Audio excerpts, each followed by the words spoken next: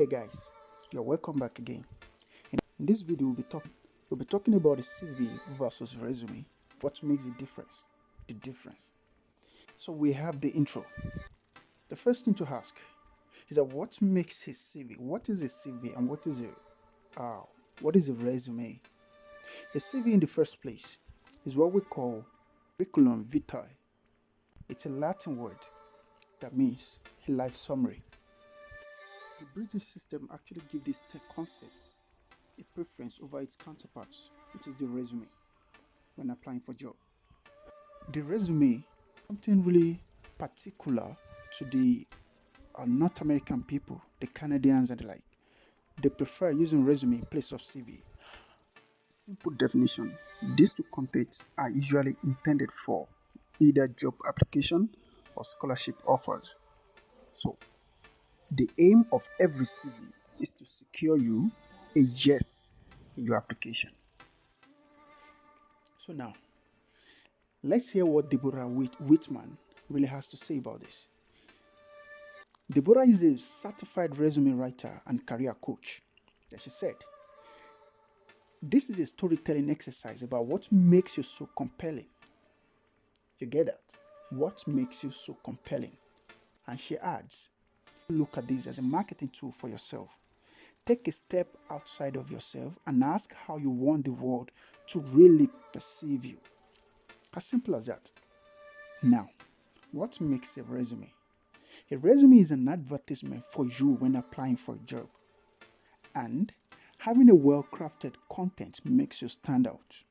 It entails information about you, your education, your work experience, skills, and all. However, this is not all.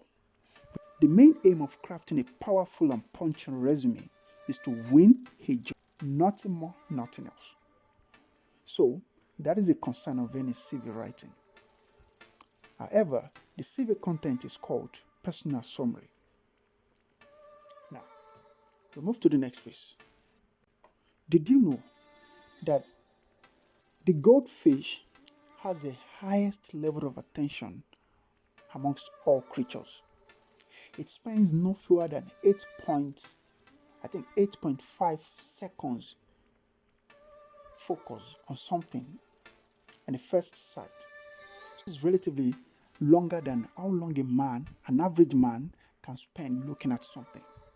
So it is one of those things that being conscious of this fact is one thing that a good resume writer bears in mind whenever you are writing a content for your customer, for your client.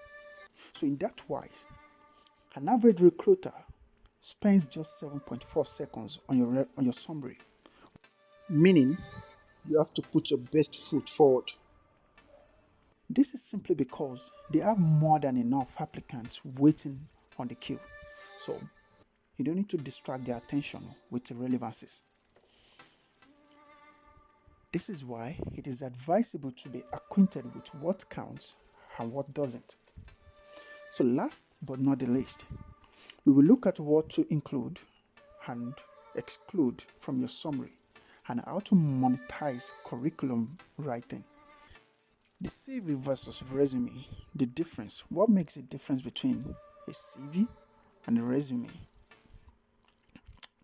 There is what we call geographical preference, which has to do with what location A prefers to use actually differs from what location B favors, in a nutshell.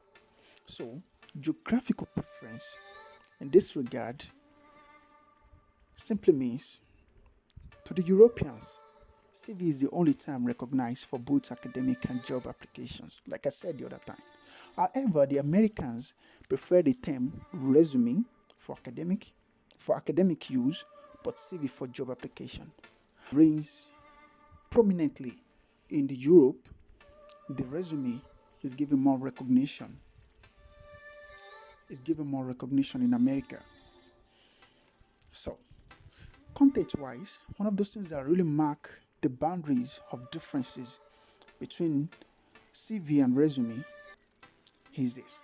CV, curriculum vitae, is a comprehensive writing about life, while resume favors conciseness. It is a piece that you put up to apply for a specific job while focusing on related experience on what you can, related experience to the job at hand. You want to quickly handpick experiences that are related to the job you wanted to do. However, in a CV, everything about your life history, life work, academics is supposed to be there. So that is content-wise. That's one of those things that actually separate these two. Then talking about the content as well. CV is 2+ pages of summary in a wide scope, while the resume is 2 pages max. Just like I said, this CV is meant to be a life summary, an account of life incidents, while the summary is meant to give a specific information about you relating to the job you are applying for at a point in time. So this is why you need to make you need to make relevant selection of career history to the job you are just applying to. So we'll talk about this shortly. So now we have the last but not the least. The CV is expectedly fixed in design, whereas the resume comes in varying forms.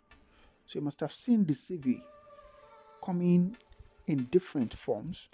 So these are samples of resumes, as you can see on the screen. Then followed by the samples of our CV for academic purposes.